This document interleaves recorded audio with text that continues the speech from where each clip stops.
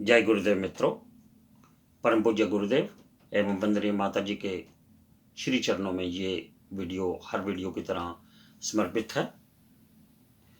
कुछ समय पहले गीता जयंती वाले दिन शांति कुंज प्रांगण में से एक समारोह की वीडियो रिलीज हुई है।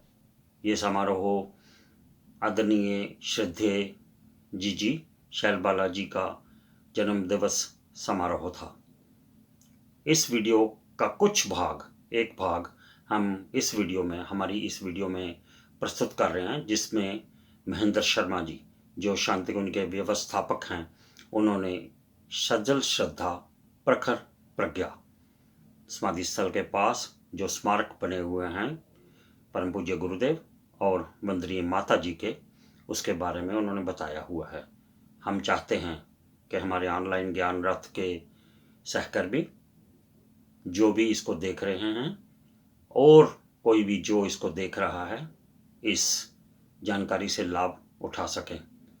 हमने भी कुछ समय पहले 10 मई 2020 को सजल श्रद्धा प्रखर प्रज्ञा स्मारकों पर एक विस्तार से लेख लिखा था।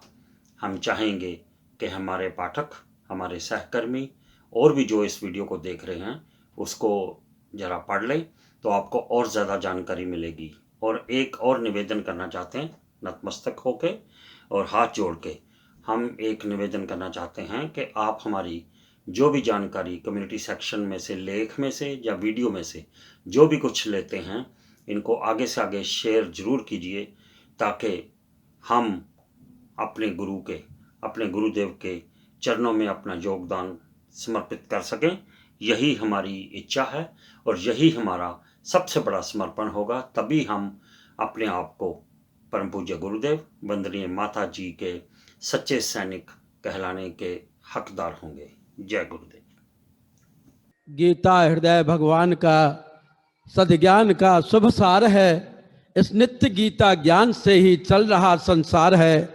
धरते हुए जो ध्यान गीता ज्ञान का तन छोड़ते, लेने उन्हें माधव मुरारी आप ही उठ दौड़ते। इस अमृतमयी गीता ज्ञान का संक्षिप्त सार तत्व ग्रहण हम लोग करेंगे।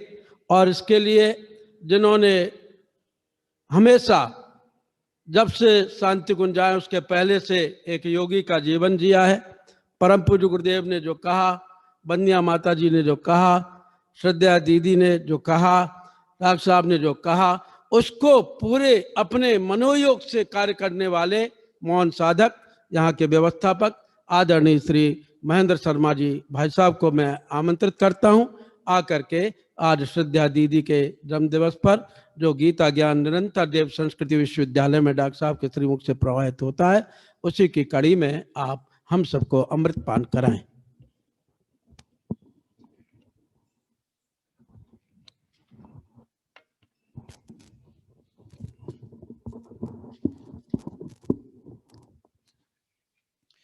गायत्री मंत्र एक बार सभी साथ साथ बोल लें। ओम भूर्भुवः स्वः तत्सवितुर्वरेण्यं भर्गो देवस्य धीमहि धियो यो नः प्रचोदयात्। देवियों और भाइयों, जैसा मैंने इस मिशन को देखा, जैसा परम पूज्य गुरुदेव परम वंदनीय माता जी को पाया, मैं अपने मन के विचार आप लोगों के सामने रखता हूं। आवश्यक नहीं कि आप मुझसे सहमत हों, लेकिन चिंतन और करके देखेंगे तो आप मुझसे ज्यादा पाएंगे। द्वापर युग में भगवान श्री कृष्ण ने अपने आने का उद्देश्य बताया। हम किताबों में पढ़ते हैं और वो कहते हैं कि यदा यदा हि धर्मस्य ग्लानिर्भवति भारत, अवतार चेतना के आने का उद्देश्य उन्होंने स्पष्ट कर दिया। उनकी लीलाओं को जब हम पढ़ते हैं, श्रीमद् भागवत में जब उनकी कथाएं पढ़ते चले जाते हैं, तो ऐसा लगता नहीं है कि कोई महान चेतना उतर के आई और वो यमुना के किनारे घूमती है, यमुना के किनारे अपने ग्वाल वालों के साथ खेलती है, वहां पर स्नान कर रही सखियों को छेड़ते चले जाते हैं, ये चेतना हो सकती है? पर उन्होंने अपने सारे जीवन में बाल काल में इसी तरह के क्रम चलाते चले गए और उनका स्वरूप तब खिल करके सामने आया जब महाभारत का युद्ध सामने आया। महाभारत भगवान श्री कृष्ण के बिना अधूरा है। वो सारा का सारा अगर युद्ध लड़ा गया तो भगवान श्री कृष्ण के चिंतन के द्वारा ही लड़ा गया। हमने उनकी कथाएं बहुत पढ़ी हैं और जब भी कभी चिंतन करते हैं तो ये मन में एक विचार आता है कि क्या वास्तव में भगवान श्री कृष्ण भगवान थे? भगवान होने के बाद वो ऐसा करते थे, इस तरह से मक्खन चुरा के खा जाया करते थे, इस तरह से लोगों की मटकी फोड़ दिया करते थे? ये भगवान नहीं हो सकता। लेकिन उनके जब इस स्वरूप को हम पढ़ते हैं महाभारत में तब पता लगता है कि भगवान श्री कृष्ण कौन थे। त्रेता में भी भगवान श्री राम आए और उन्होंने जो भी लीलाएं करी उन लीलाओं का बखान महर्षि वाल्मीकि जी ने, भगवान तुलसीदास जी ने लिख दिया और उनको हम पढ़ने के बाद एक बार अंदाज लगा लेते हैं। लेकिन उनका भगवान वाला स्वरूप कहाँ गया? जिस स्वरूप को भगवान वाला कहें, अगर चिंतन करके देखें तो पता नहीं लगता कि वास्तव में वो भगवान ऐसा स्वरूप करता है, चला गया और लड़ाई करके सुग्रीव को धोखे से मार दिया और विभीषण के साथ मिलकर उसके भाई की हत्या कर दी और वो लेके चले आए। उनकी लीलाएं कुछ समझ में नहीं आती। लेकिन उन चीजों को जब हम देखते हैं ध्यान से तो ईश्वरीय चेतना के अवतरण का जो कारण है वो समझ में आता है कि समाज कहाँ चलता चला जा रहा था और इस समाज को बदलने के लिए उन्होंने क्या कहा। हमने कभी उस युग की बातों को पढ़ा तो मन गुदगुदाता रहा, काश हम भी अंगद हनुमान के साथ होते तो हम भी कुछ ऐसा कर रहे होते। काश हम भी भगवान श्री कृष्ण के साथ हो रहे होते तो हम भी महाभारत में ऐसा कुछ करते चले जाते। लेकिन वो एक कल्पना थी हमारी, ऐसा हमको करने का मौका मिला नहीं। लेकिन इस युग में हम और आप बहुत भाग्यशाली हैं। उस महान चेतना से उसने जब दोबारा अवतार लिया है तो हम उसके लीला सहचर बन गए। हमें उनके साथ खेलने का, उनके साथ चलने का, उनके साथ बोलने का, उनके साथ काम करने का अवसर मिला है। और इस अवसर को हम अगर देखते हैं तो लगता नहीं है कि हम क्या ईश्वर के साथ चल रहे हैं। हम तो गुरु जी के साथ चल रहे थे। वो हमारे जैसे ही गुरु जी थे और कुछ नहीं। लेकिन उनकी एक एक क्रियाकलाप को अगर आप देखते चले जाएंगे तो आने वाली पीढ़ी कहेंगे आप बड़े भाग्यशाली थे जो उस महापुरुष के साथ रहे, आपको पता नहीं लगा। मैं आपको एक उदाहरण छोटा सा देता हूं। मरने से कौन नहीं डरता है? एक बूढ़ा व्यक्ति 100 साल से ऊपर की अगर उसकी अवस्था हो जाए और कोई ऐसी घातक बीमारी उसको लग जाए जहां उसका बच पाना मुश्किल है, लेकिन अगर उस व्यक्ति से कह जाए बाबा तुम जिंदा रहना चाहते हो, मैं एक मंत्र देता हूं, बोला जल्दी से दे दो, जल्दी से दे दो, मैं तो जिंदा रहना चाहता हूं। मरने से कोई डरता है? सब डरते हैं मरने से, सब डरते चले जाते हैं मरने से। लेकिन एक बार की घटना, जब यहाँ हमारे हॉल के सामने बहुत बड़ा बगीचा लगा हुआ था, गुलाब के फूल लगे हुए थे बहुत सुंदर सुंदर, तो गुरुदेव बोले तेरे ये क्यारी में फूल बहुत अच्छे लगते हैं। मैंने अच्छे लगते हैं? हाँ, तो आपको तोड़ के दे देते हैं। नहीं, फूल नहीं चाहिए मुझे, ये पूरी क्यारी चाहिए। तो पूरी क्यारी आपकी है, आप ले लीजिए, इसमें क्या करना है? बोला नहीं, अब तो इस पेड़ों को उखाड़ दे यहाँ से। अरे आपको तो ये बहुत पसंद थे, इतने अच्छे फूल लग रहे थे, आप इन्हें उखाड़ने को बोलते हैं? हाँ, अगर तू दे सकता है तो इसको क्यारी को मुझे दे दे। और मैंने उन पेड़ों को उखाड़ दिया, दूसरी जगह लगा दिए। क्या करेंगे इसका आप? उन्होंने एक डंडी उठाई और डंडी उठाने के बाद एक निशान लगा दिया कि इतनी जगह मुझे दे दे। क्या करोगे आप? बस कुछ नहीं करेंगे, इसमें ईंटों से चिनाई कर दे। दूसरे दिन से ईंटों से चिनाई बना के एक चबूतरा बना दिया। तीसरे दिन आए, बोले एक एक ईंट का रद्दा और लगा, थोड़ा और ऊंचा कर दे। और ऊंचा कर दिया एक सीढ़ी लगा करके। वो धीरे धीरे बनता था। लोग हमसे पूछते जाते थे क्या बना रहे हो? ये तो हमको भी नहीं पता है। वो तो सुबह आते हैं और कह देते हैं कि इस पे इतनी ईंटा लगा दे, उतनी ईंटा लगा देते हैं। ये बन क्या रहा है? बोला भाई साहब नहीं बता सकते कि क्या बन रहा है। हमने भी कई बार जानने की कोशिश की, गुरुदेव ये क्या बन रहा है? बोले बनाते जाओ, देखते जाओ।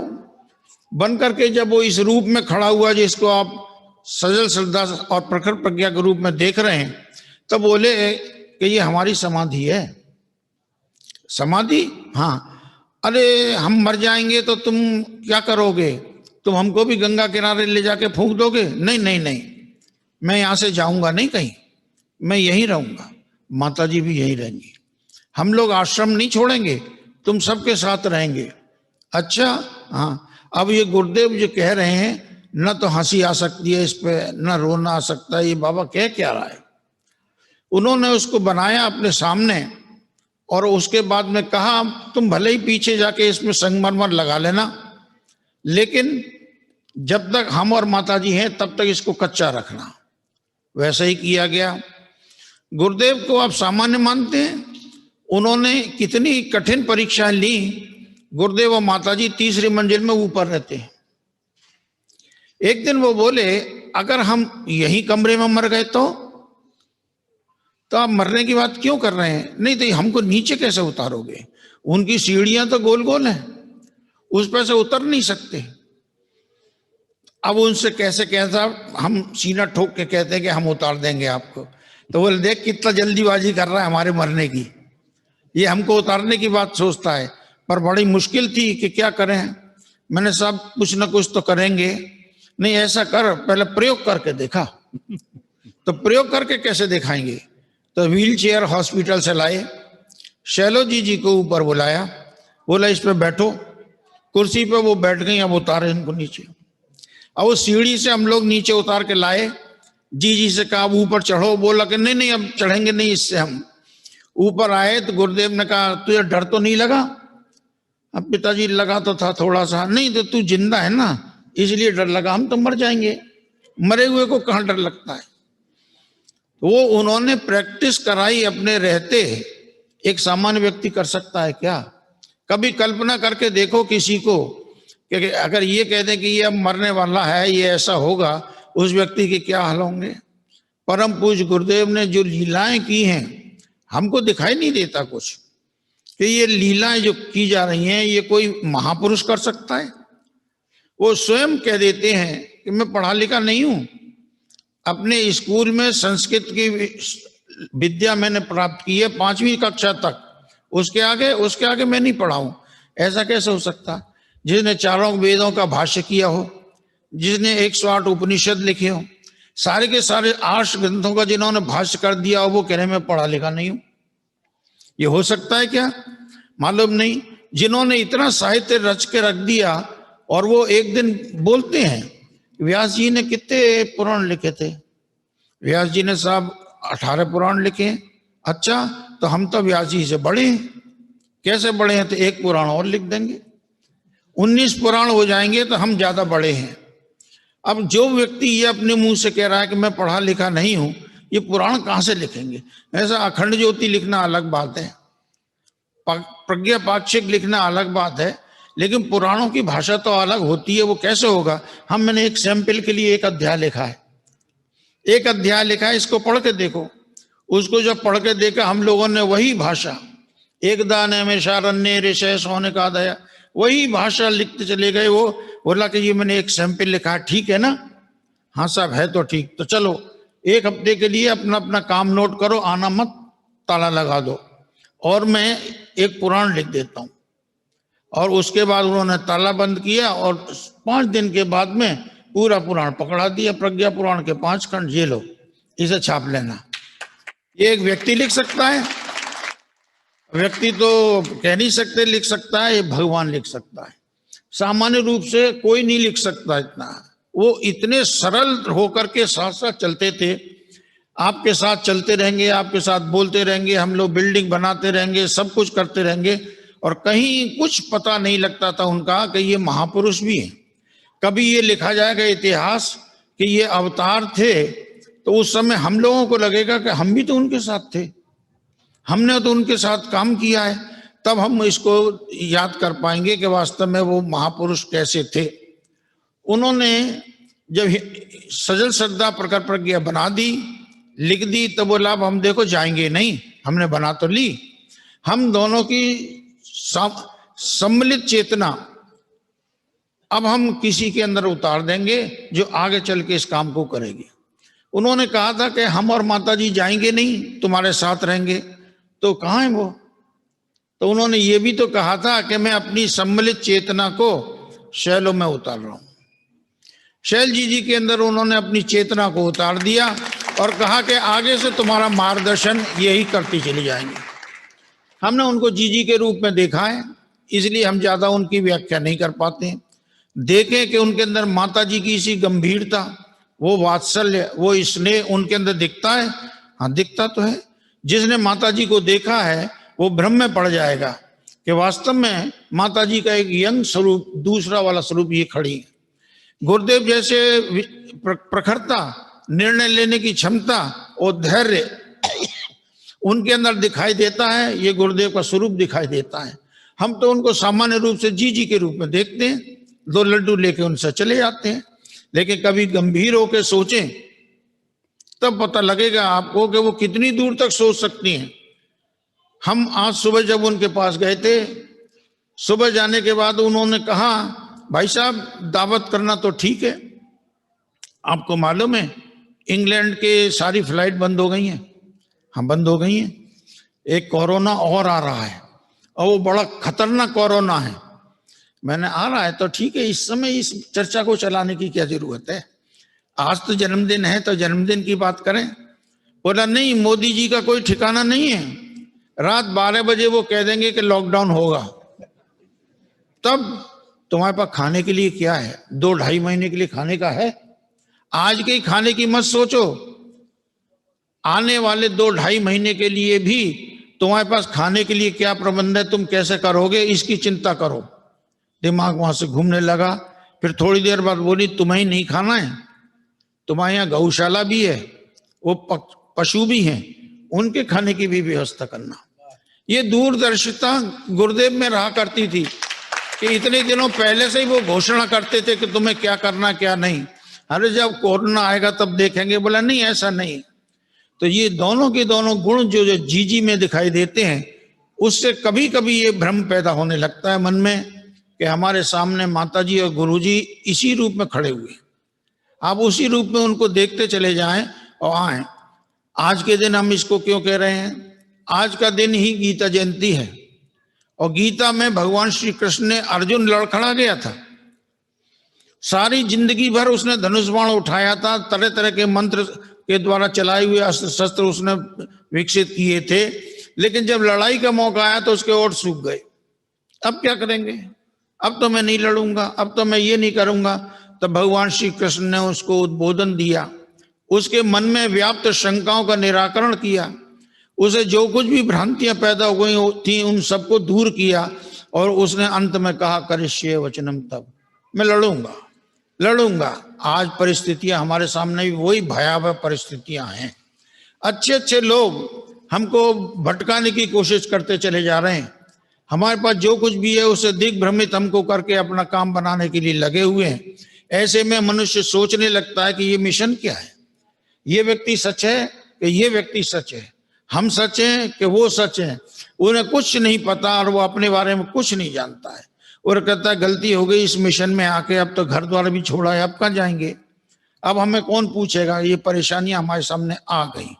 तब आज के दिन उद्बोधन देते हुए हमारी बहन, हमारी जीजी कह रही है कि भाई साहब मैं पीछे खड़ी हूं, गुरुदेव माता जी के रूप में मैं खड़ी हुई हूं, आप चिंता मत करना, आप अपना काम करते चले जाओ और ये आपको सफलता मिलती चली जाएगी। और हम लोग अपने उस जो दिग्भ्रमित हो गए थे उस स्वभाव को छोड़ करके आगे बढ़ने का साहस पैदा कर रहे हैं। हमारे छोटे छोटे भाई लोग जो हैं रात रात भर जगते हैं और एक दूसरे का मनोबल बढ़ाते चले जाते हैं। निश्चित रूप से ये किसी का जन्मदिन मिठाई खाने के लिए नहीं है, किसी का जन्मदिन कोई उत्सव मनाने के लिए नहीं है, एक चिंतन की दिशा धारा है। आज हम सभी लोग दीप प्रज्वलित करके उनका जन्मदिन मनाएंगे कि जैसे दीपक हमेशा ऊपर को उठता रहता है, हम भी अपनी सोच को ऊपर को उठाएंगे। हम भी अपने आप को कहेंगे कि अरे हम दीपक से भी कमजोर हैं क्या, दीपक का जब ऊपर उठ सकता है, प्रकाश दे सकता है, अंधकार से लड़ सकता है, तो हम क्या करें? हम नहीं कर सकते क्या? हम भी कर सकते हैं। और हम निश्चित रूप से उन लोगों को एक बार रास्ता दिखाना चाहते हैं कि प्रकाश में तुम देखो अपने स्वरूप को, तुम्हारा रास्ता कौन सा था जिसको लेके आए थे, भटक गए हो तो इस रास्ते को देखो। हम दूसरों को वो रास्ता दिखाते हुए चलेंगे। इसी भावना के साथ हम आज उनका जन्मदिन मनाएं और सभी लोग दीप यज्ञ के द्वारा इसको मनाएंगे। मुझे विश्वास है आपकी जो चेतना विलुप्त सी होती जा रही है, आपकी जो शंकाएं आपको खाए चली जा रही हैं, आज के बाद दूर हो जाएंगी। कि वास्तव में जी नहीं है। जी को केवल हम मात्र बहन मान के चलते चले जाएं, वो इतनी नहीं है। जी हमारे गुरुदेव और परम वंदनीय माता जी का संयुक्त स्वरूप है जो आज हमारे सामने है।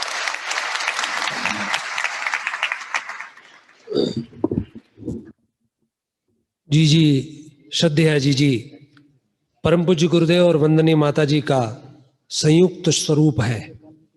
आज हम उनका पावन जन्मदिन मना रहे हैं और जन्मदिन मनाते हुए हम सब आज संकल्प भी करेंगे दीप यज्ञ के साथ। बहुत संक्षिप्त दीप यज्ञ होगा, ठंड है, ठंड में आप और हम सब बैठे हैं। दीप यज्ञ मनाते हुए हम सब संकल्प करेंगे। संकल्प दीप यज्ञ है। शक्ति स्वरूपा माता जी के यहाँ शक्ति स्वरूपा श्रद्धेय जी ही जन्मी है और आज हम सब संकल्प करेंगे, विदा करेंगे उस साल को जिसने हमारी बहन को दर्द दिया, पीड़ा दी। विदा करेंगे उस साल को जिसने भाइयों और भाइयों के बीच में खाई पैदा की। विदा करेंगे उस साल को जिसने कोरोना जैसी महामारी दी और लाखों लोगों को खा गया। विदा करेंगे उस साल को भाइयों जिसने शांति कुंज में विश्व के आंसू पोंछने वाले मिशन की आंखों में वो आंसू दिए जो इतिहास में उन अक्षरों में अंकित होंगे। लेकिन हम अपने त्याग, अपने तप, अपनी भक्ति, अपनी निष्ठा के द्वारा उन आंसुओं को जिन्होंने हृदयों को परेशान किया हम मिटाएंगे। हम सब युवा, हम सब भाई, हम सब बहनें अपने बुजुर्गों के साथ संकल्प करेंगे और मिटा के दम लेंगे उस दर्द को जिस दर्द ने पूरी दुनिया को दर्द से भर दिया है। इन्हीं भावों के साथ